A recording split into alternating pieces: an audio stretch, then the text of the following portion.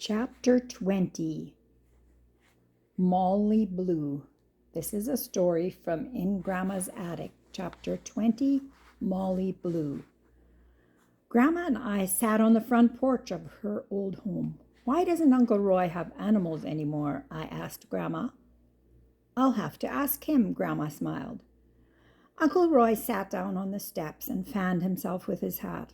Animals? He replied to my question. Well, I guess the orchards take as much time as I have, and you don't have to bring trees in every night. He chuckled, and his eyes twinkled as he looked at Grandma. Do you remember when the cows were your job, Mabel? How could I forget? Grandma answered. I suppose you still see something funny about that, don't you? Well, yes, Uncle Roy admitted. It did have its humorous side. He laughed, and I looked eagerly at Grandma. I guess I was about 8 years old when Roy decided that he was too old to go for the cows, Grandma began. Pa says Mabel is big enough to bring the cows home at night, Roy announced one evening at supper. And since I'm going into town with Pa tomorrow, she can start then. Roy looked at me triumphantly, and I quickly appealed to Pa. I can't bring the cows in alone, I protested. Molly Blue doesn't like me, and if she doesn't move, none of the others will. You can take Pep to help you, Pa replied calmly. I think you can handle it this summer. Just start early so that Reuben can milk before dark. The matter was settled, and I knew better than to argue. But I was exceedingly unhappy about the arrangement. I didn't really know why Molly Blue didn't like me, but from past experience, I knew I didn't like her. Molly Blue was a baller. She was forever getting her foot caught, or her head stuck in a fence, or her bell snagged on a bush.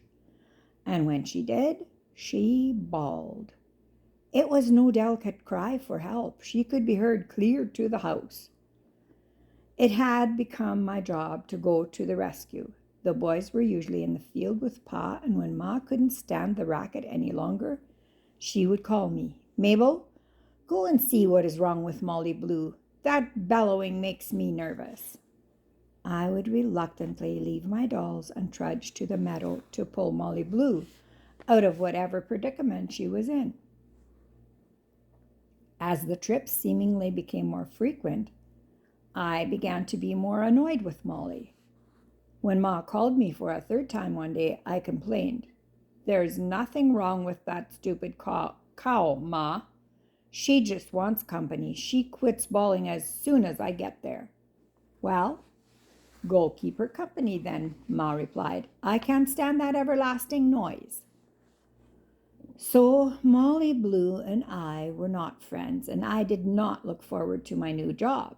True to form, Molly Blue began bawling soon after Roy and Pa had left for town the next morning.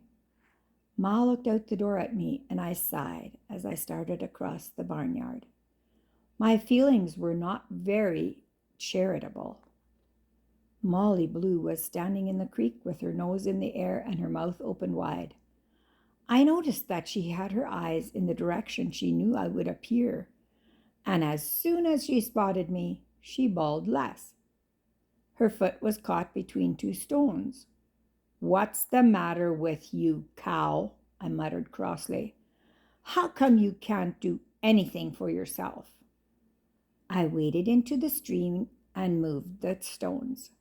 Molly Blue calmly stepped out and turned her back on me. With a look of disgust, I went back to the house. The rest of the day was quiet, and when Ma reminded me of the time, I decided that I would show Pa that I didn't need help with the cows after all. I left Pep dozing in the shade and started out alone. There were only 4 cows, and I knew that when Molly Blue turned toward the barn, the others would follow. I suppose I expected that she would be obliging since I had spent so much time on her. But of course she was not. She stood placently on the other side of the creek and stared at the scenery. I soon realized that calling would do no good. I would have to go over and prod her. As I waded into the water, my mind was on that stubborn cow and not on where I was stepping. Before I knew what had happened, I was sitting in the middle of the stream with my foot turned under me. Surprised, I tried to get up and found that I could not. My foot was firmly wedged between two rocks, and try as I would, I could not move. I sat in the water and watched Molly chew her cud. Why couldn't she bawl now so someone would come and see what was the matter? The sun began to go down, and Molly Blue and I continued to regard each other darkly. I knew that someone would wonder where we were pretty soon, but my watery seat was getting more uncomfortable and my ankle hurt terribly. I was right. Reuben had started to look for me. "Ma," he called, "where is Mabel with the cows? She should have been in half an hour ago. I haven't heard Molly Blue bawling, so she can't be stuck someplace." "No," Ma replied grimly, "but you're going to hear someone else bawling if that child is playing down there." She sailed out of the door and down the lane. Pep followed along to see the fun. I must have been some sight, my dress soaked from my waist down with creek water and from the waist up with my tears. Ma always said she saw the funny side of things first, then the other side didn't hurt as much.